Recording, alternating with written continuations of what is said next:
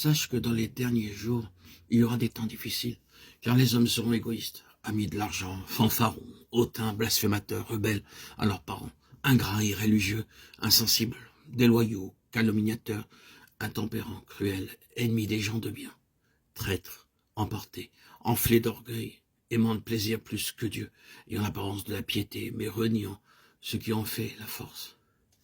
Éloigne-toi de ces hommes-là. Il en est parmi eux qui s'introduisent dans les maisons et qui captivent des femmes d'un esprit faible et borné, chargées de péché, agités par les passions de toute espèce, appelant toujours et ne pouvant jamais arriver à la connaissance de la vérité. De même que Jeannès et Jambres s'opposèrent à Moïse, de même ces hommes s'opposent à la vérité étant corrompus d'entendement, réprouvés en ce qui concerne la foi. Mais ils ne feront pas de plus grand progrès car leur folie sera manifeste pour tous, comme le fut celle de ces deux hommes. Pour toi, tu as suivi de près mon enseignement, ma conduite, mes résolutions, ma foi, ma douceur, ma charité, ma constance, mes persécutions, mes souffrances. À quelle souffrance n'ai-je pas été exposé à Antioche, à Icône, à Lystre? Quelle persécution n'ai-je pas supportée? Et le Seigneur m'a délivré de toutes. Or, tous ceux qui veulent vivre pieusement en Jésus-Christ seront persécutés. Mais les hommes méchants et imposteurs avanceront toujours plus dans le mal, égarant les autres et égarés eux-mêmes. De Timothée 3, 1 à 13. Ici sont clairement mentionnés 30 signes. Allez dans n'importe quel pays, vous trouverez ces signes parfaitement accomplis.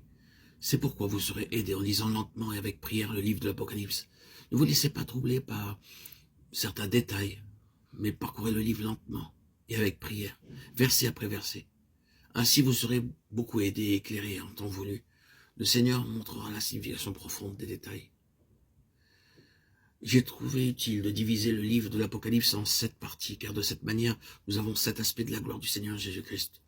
Plus nous voyons sa gloire, plus nous nous souvenons de sa grandeur, plus nos vies sont puissantes. En fait, la puissance de Dieu venant dans nos vies dépend de cette révélation de Christ. Bien que nous ne le connaissions pas tel qu'il est, il est si grand, si puissant, si merveilleux, si précieux et si beau, qu'il nous faudra une éternité pour le connaître réellement. Il y a plusieurs années de cela, j'allais voir les chutes du Niagara au Canada. 5 d'entre nous faisaient partie du groupe. Nous avons parcouru beaucoup de kilomètres pour voir ces chutes. Après les avoir regardées pendant 2 heures, mes amis me dirent « Nous repartons maintenant ». Je leur dis « J'ai tellement entendu parler de ces chutes. Elles ont la réputation d'être une des 7 merveilles du monde. J'aimerais en voir davantage. » Ils me répondirent « C'est une étendue d'eau après tout. Nous l'avons vue, maintenant partons. » Je répliquai « Non. Je suis sûr que s'il y a encore quelque chose de plus à voir. » Ainsi, ils s'en retournèrent tous, mais moi, je restais quelques jours de plus.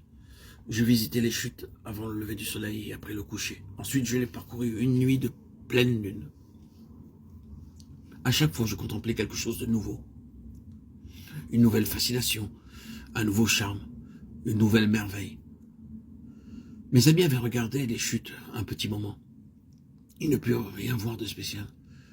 De la même manière, il faut du temps pour méditer sur le Seigneur Jésus-Christ et sa parole avant que nous commencions à voir combien il est grand. C'est une chose de chanter que Dieu est grand, même avec une grande joie. Mais savez-vous réellement dans votre cœur combien il est grand? Si je réalise combien il est grand, je pourrais passer du temps en sa présence, cherchant sa face pour voir sa gloire et sa beauté. Les gens qui aiment les fleurs parcourent des kilomètres et des kilomètres pour les cueillir et jouir de leur beauté. Ceux qui aiment l'alpinisme escaladent les plus beaux sommets et souffrent uniquement pour voir la beauté de la montagne. Le Seigneur Jésus-Christ est beaucoup plus glorieux que les montagnes de l'Himalaya et il est digne de tout le temps que vous pouvez lui consacrer.